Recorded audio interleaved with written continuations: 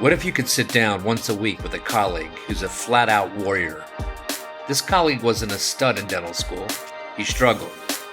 He returned to practice in his hometown, an area once labeled by USA Today as the second worst place to live economically in the United States. And this very same colleague went on to establish an historically successful general practice known worldwide. What if you knew someone that wanted to take you by the hand and show you everything you need to know, from treatment planning to leadership, to maximizing your journey in dentistry, or just life? You ready to be inspired? Welcome to the Lionhearted. Hi everyone, Dr. Steve Rasner here. Welcome to another episode of the Lionhearted. By the way, if I never explained it before, which I probably did, I named it the Lionhearted because these podcasts are dedicated to the like-minded colleagues of mine around the world in dental school who want to not give up the dream, because you don't have to, of a fee-for-service practice. And today, unlike 38 years ago, unlike even 20 years ago, it really requires you to be a warrior, a lion-hearted warrior, because you can't give in, because it's too worth it to do this way. So that's what the name came from. So here I am now. I'm not even into 2 months of doing these podcasts. I did an early test one back in August or September. And I guess I'm going to keep doing them because I get a lot of feedback now from you guys, and it's worthy. It feels good to feel like I'm helping some of you. And I never thought that I would reach out to dental students, and so I've been giving and of course practicing dentist and people that know me and people who don't know me yet. These are all dedicated towards sound principles, according to me, that have worked for a very long time. So here I am on a Friday night at 6:30. That's how exciting my life must be. And I'm doing another podcast before I go out, actually. So I like to start by giving you my email address. That would be DrRasner@AOL.com. No period, DrRasner@AOL. I'm giving you that because lots of you are beginning to write to me for things I promise you, and I'm pretty certain you're all getting them because of my trusty assistant, Beth, who's been with me for quite some time. So I'm coming off another outrageously great week. When I say outrageous, I mean well over 6 digits of collections on a early January, mid-January of the new year. And I don't tell you that to brag, for God's sakes. I'm telling you that because that's the thing, man. What I'm teaching you works. I mean, I'm 64-year-old guy, 64 years old, and still pretty much loving what I do. It's a little harder to do it than it used to be, harder to have the stamina to go really late past, into I don't work any evenings or anything like that. In case you're wondering, I work Monday through Thursday, pretty much work 9 to 4:30 or 5. I did not always do that. And I don't want you to think that you can just come out of the gate and have those kind of hours, because you can't. What's going to happen is you have to pay dues. And that means doing whatever you have to do in the beginning to let people know that you exist. I work nights, Saturdays. Now, I've said this, I think, in earlier podcasts, but those of you that are in dental school, those of you that are just starting out, I mean, think of it as if you were a physician and you're in one of those residencies that require 80 hours a week. I mean, we end up in a much better position than they do. We don't have to be on call, really. And it's a quite substantially, in my opinion, a better quality of life in terms of just relative being able to live life easily more on your own terms. And so, but you got to get to that.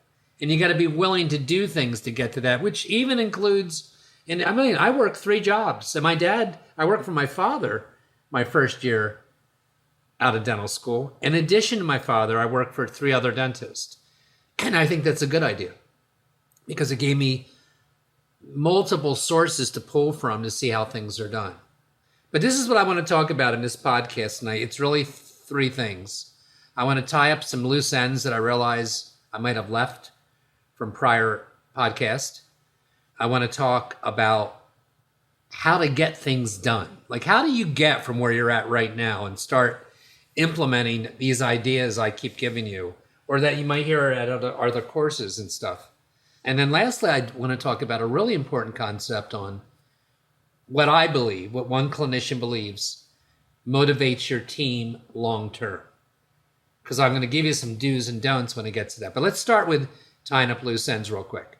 I talked earlier, and sometimes I go back and I briefly listen to my podcast to see if, and I don't always complete my thoughts. That's the way I am, sorry. But I mean well. But I talked a few podcasts ago about the three things you need to have a great week that will always work. And they are the following. You need new patients. Okay, period. So at some point we have to talk about marketing and what to do and what not to do.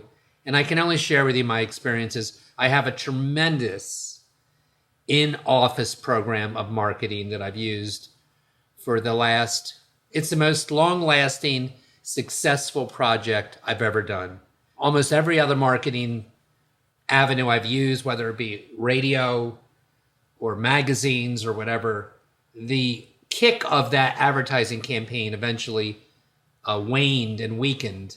This one hasn't. You may want to write to me and ask me for my in-office referral program. It basically resides around me giving 25-hour visas, which you can't do in every state, but you can have alternatives. It may have to be a different way to thank people for referring people, but it's way beyond that. I got to tell you, it's powerful. I personally spend about somewhere between $1,500 and $2,000 a month on 25-hour gift cards, which means all those people were referred. And there is nothing better, and we all know this. My father said this, and my people that were probably saying this back in the 1800s. Word of mouth, of course, is the best source of a new patient or any new business because there's something built in called cred. And you can't, you just can't you can't buy that. Well, maybe that's not true. I am buying it by getting paying them to tell somebody I'm worth it. But nobody's going to do that if they don't believe in you. So let's go back. You need new patients. You need new patients with need. I mean, sometimes I have patients that come in and they just don't need anything. I go over the 5 parameters I went over in some of the earlier podcasts on case presentation. 5 parameters real quick as I examine their periodontium for health first, all teeth, missing teeth, occlusion, occlusal related issues, and 5 aesthetics. And yeah, I said 5 aesthetics. It's actually the last thing I look at. And if you really do diligence to those 5 concepts on the average patient that comes to you, and you're just sincere and you're not looking for work, you're just really doing what I just said. And in a process that takes about an hour. And you can't always present, of course, on the first visit, but you often can. It's really hard not to find things, but sometimes I don't. Sometimes I just have these beautiful dentitions of patients that really wanted to come to me for years and for whatever reason are finally making a switch. And it is what it is. I can tell you this on that same note. Young clinicians, those of you in dental school, the worst thing you can do when you get out or buy a new practice is try to convince the patient to replace number 30 or 1 missing tooth in a healthy dentition that has been missing for 20 plus years. Now, there's nothing wrong with bringing it up, but making it crystal clear that it's an up to them type of situation when you approach that kind of issue. You have to kind of walk on very thin ice for a couple years to gain something that doesn't come quickly, called trust. And, we'll have to spend a lot more time on that. But so you need new patients with need. You need a clinician with a range of skills. You better believe when you're listening to me that one of the reasons I have these weeks I just alluded to, the week I just told you a minute ago that collected well over 6 digits. That's not treatment plan, it's collected in the office because I believe in getting paid up front for a multitude of reasons. And they're all ethical. It's got nothing to do with trying to put money in my bank. It's got everything to do with having patients completing the treatment that they start. It's really where it begins and ends for me. Everybody loses if they're on a payment plan and they don't, something comes up in their life. And I get it, it happens, that supersedes the importance of finishing their mouth, and then they're left half treated, and that's a lose-lose for everyone. But the skills that I got to treatment plan this week included multiple soft tissue grafts, which took a long time to train for, by the way. Naturally, you know by now I have an oral sedation heavy practice, so lots of these patients. I had a patient yesterday that came in. It was I don't mind telling you, it was a $12,000 case. That means it was more than that. That's what their out-of-pocket was. She was 39. She came with her. All the protocols that I display and go over with you on these podcasts were in play. She came in with her father. She's 39. She came in because she hadn't been to a dentist in many, many years. She was a teacher, by the way. This was not, this is a regular working, everyday person. Hadn't gone to a dentist in many, many years out of fear. Straight out of fear. Overcame her fear issues in less than 5 minutes, as will you if you use the protocol and get your permit to use the protocol that I use. Those of you in other countries, please write to me and I'll explain and send you literature on the sedation protocol I've used for 22 or 4 years. I've lost track. And I use it every single day, multiple times a day. I've never had one incident, one awkward, I had to call 911 incident ever with this protocol. It seems to me to be the perfect level of sedation. And I use Benadryl, Atarax, Triazolam, and nitrous oxide. The nitrous oxide is in varying degrees. Sometimes it's all oxygen. Sometimes it's more nitrous, depending on their level. But I'll send their level of sedation. There's all kinds of protocols that go with it to keep you safe. But I've used that for many, many years. But this is a patient that I confidently looked at her and said, there's just going to be no problem with the fear thing. I'm going to tell you right now. And then I changed my approach on case presentation with her because I went right to that. Because again, all the protocols I share with you are in play, including getting a lot of information over the phone by my new patient coordinator, doing a mini dental history. Anything here that I'm saying that you don't remember, write to me. You'll get it in writing, or go back to an earlier podcast. I don't know which one has those things in it, but we do a mini dental history. We don't just, somebody's calling, I have a toothache. I can put you in at 2:00 on Thursday. That's not how it works. We're asking them questions about their mouth. It takes several minutes. We're bonding with them. We're letting them know we're doing a complete exam in my office. We're not just treating the one tooth. This patient came to me, by the way, because number 30 was swollen, or she was still swollen a little bit when she came to the office. Someone had put her on antibiotics, or maybe she's self-medicated. I don't remember. It had gone down, but I did a complete exam on her. She was missing 1 or 2 teeth, but she needed 2 root canals, several crowns, soft tissue therapy, several operative procedures. And, it was a done deal. And, a lot of the things I do in my office, now those weren't so extreme, but, and by the way, I don't even do, the clinician speaking to you with all the numbers I keep sharing with you, I don't even do orthodontics in my office. I do some extrusion sometimes, but it's not a big part of my office, of my procedures. And I still do those things, the kind of production that I've alluded to. And so that's what goes in. So you need a wide range of skills, and that's what begins. That's why you should ask me for my recommended residency. I have no agenda. Anybody that I recommend has nothing to do with personal relationships.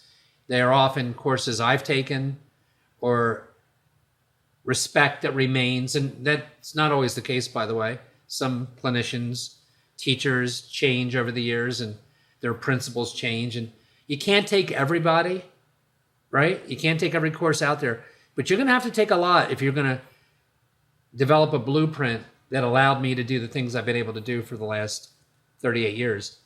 So taking CE at a very extreme level is what allows you to develop a tremendous skill set range. I still take tremendous CE. I'm taking a 4-day advanced bone grafting course. And I've had a lot of bone grafting courses from Mike Picos down in Tampa, Florida. And I'm taking yet another one. It's the only course of his I've never taken it because it's 4 days. It's Wednesday, Thursday, Friday, Saturday. And then it's quite expensive as well. The price of it's not the problem for me. It's losing that much productivity in the office. So I walk my talk. The fourth thing you need, so I said new patients with need, clinicians with a wide range of skills, and new patients that have credit. At least where I live, that's important.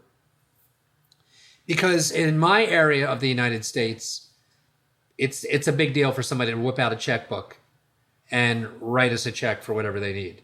So when I talk about credit, there's 3 credit companies that you have to have on board in your office.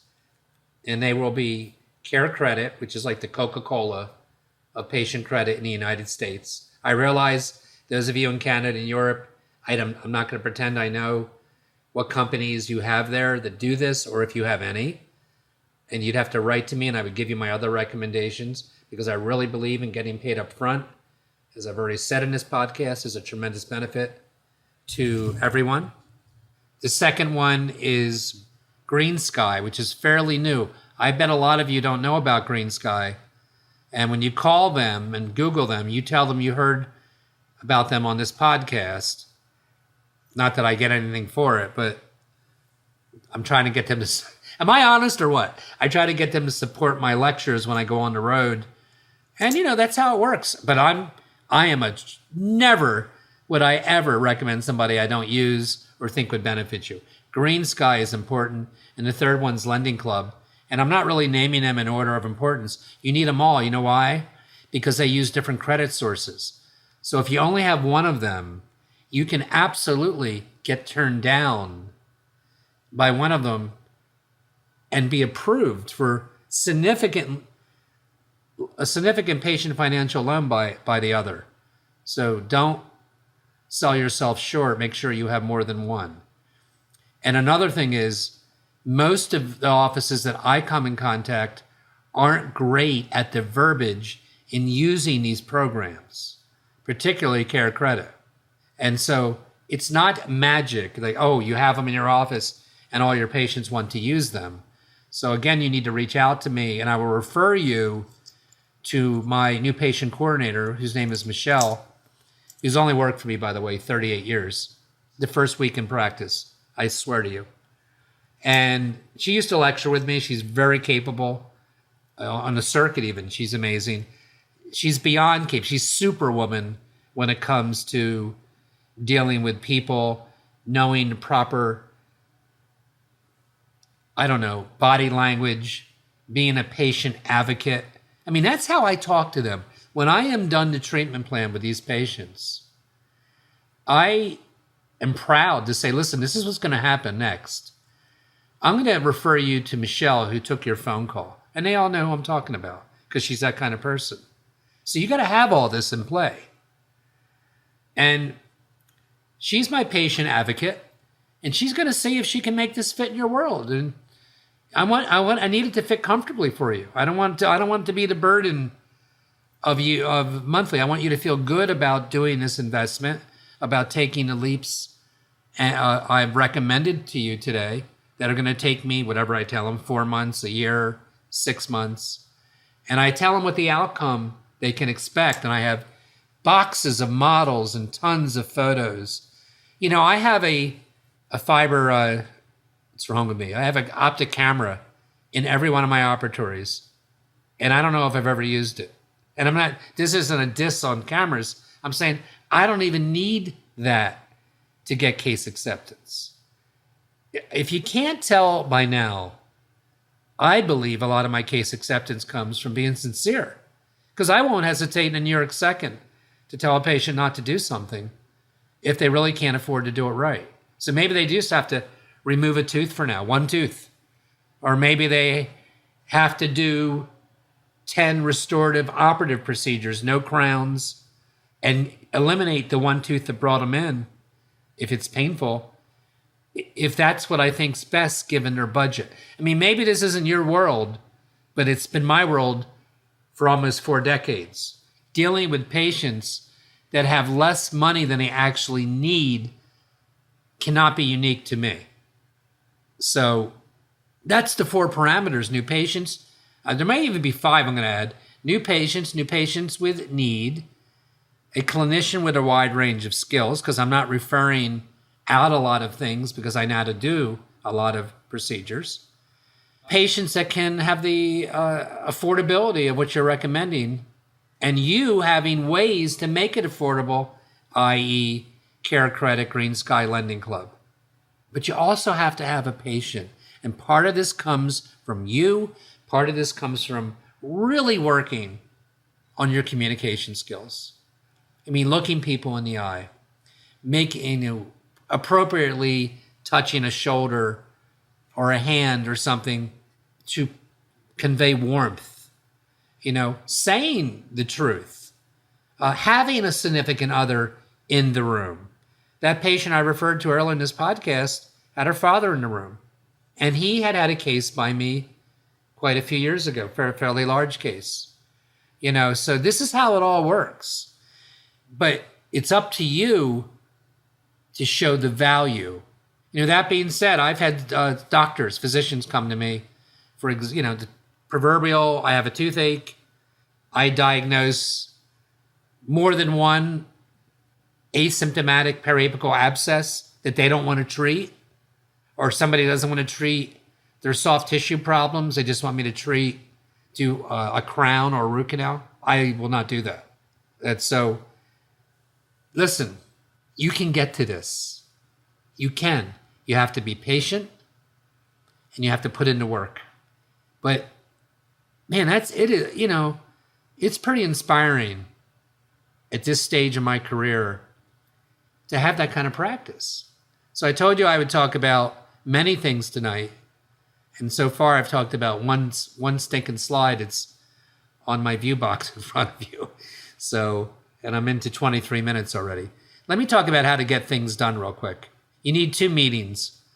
The morning meeting I went over in my last podcast, and you always have to have a morning meeting.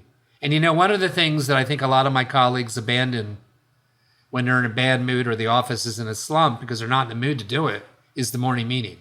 The morning meeting, you will never, ever have a better day without a morning meeting. I don't give a darn. That was a combination of damn and darn. I don't give a darn if it's 7 minutes long. You don't have to have a 30-minute meeting. It's about, will the day work? Do you have to move any patients around because the schedule looks like you can't accommodate it? You took an emergency of a very important VIP patient over the phone when you walked in Monday morning. You have to make accommodations. Will the day work? Are people confirmed that need to be hard confirmed? I'm talking hygiene patients, whatever. Do you know where you're at with your cases? I mean, we went over a lot of this in the last podcast. But you also need a monthly meeting. And the monthly meeting is where you make organizational changes. And I'm going to tell you something. It's a really hard meeting for a lot of you to embrace. And I understand why. Because you're asking your staff to sit down for an hour, sometimes longer. You're paying them. So I'll get to all this in a second. And you're not producing at that moment. It's a really hard pill for a lot of my colleagues to swallow. I have had a pretty good run. Out of my 38 years, I had 29 consecutive years of increased growth and profitability. Think about that for a minute. Just add 29 years to 2019 and think that you had every year in a row to 2038 that you knew. Is that even the right math? Yeah, I think it is. That was going to be better than the year before. I mean, that's a really hard record to maintain. I'm telling you that because it dropped in 2009. Those of you that have practiced back then know that we had a major recession. I had beat 4 recessions prior from 1980 to 2009. I thought I was recession proof. I'm not kidding. When everybody else went down in those years, and I don't remember all the years in particular, we went up. But not in 2009. I went down, and I went down 3 years in a row. The reason I'm saying this to you is the way I came out of it in 2012 is I didn't have just a monthly meeting. I had a meeting every 2 weeks to reassess everything we did. Our recall system, getting patients back in for recare, how we handled new patients, my case presentations, everything, our quality of work. And that year, my gross revenues went up $700,000, and they've been up ever since. So I've had 3 years of my whole career that were down. They were consecutive, and I turned it around by having 2 monthly meetings. Now, you have to pay your team and you have to have it in the beginning of the day. That's my opinion, because I tried everything else. First of all, I tried to convince them that it was for the good of the organization, and they didn't need to, they needed to do things that didn't always involve getting paid, and that just didn't work. Number 2, I tried to do it after work, and the schedules, you're in a profession where it's not always predictable. So that didn't work either. So that's why we started having it at the beginning of the day. Number 3 is different than it used to be. I used to have my entire team there. So I paid, picture this, 18 to 21 staff members in a room, and there's no way they were all engaged. You have to have a set agenda written, like as if you were a member of a civic club, like the Lions Club, the Kiwanis Club, the Rotary Club. You do have to run it that way, because otherwise it can turn into a witching session where everybody just complains. That is not what those meetings are for. You want to complain? That's a private thing to do to the boss or to the office manager. But not at these meetings. They're increase productivity, improve morale, reduce overhead, improve the quality of the organization. That's what they're for.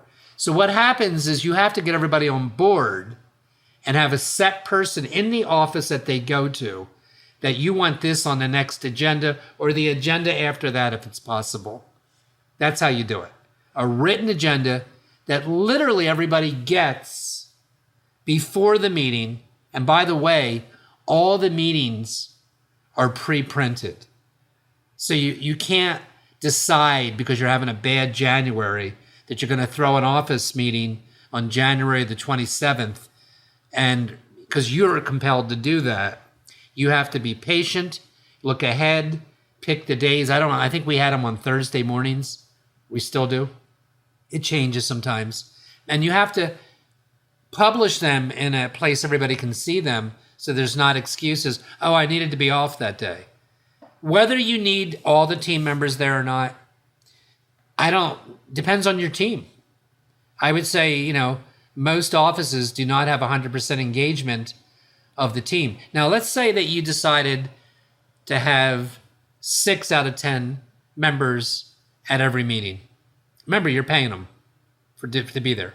And 2 complain to you out of the other. 2 might be relieved, by the way, that they're not part of it. But maybe you misread somebody and they complain and say, I want to be a part of that. Well, then that's great.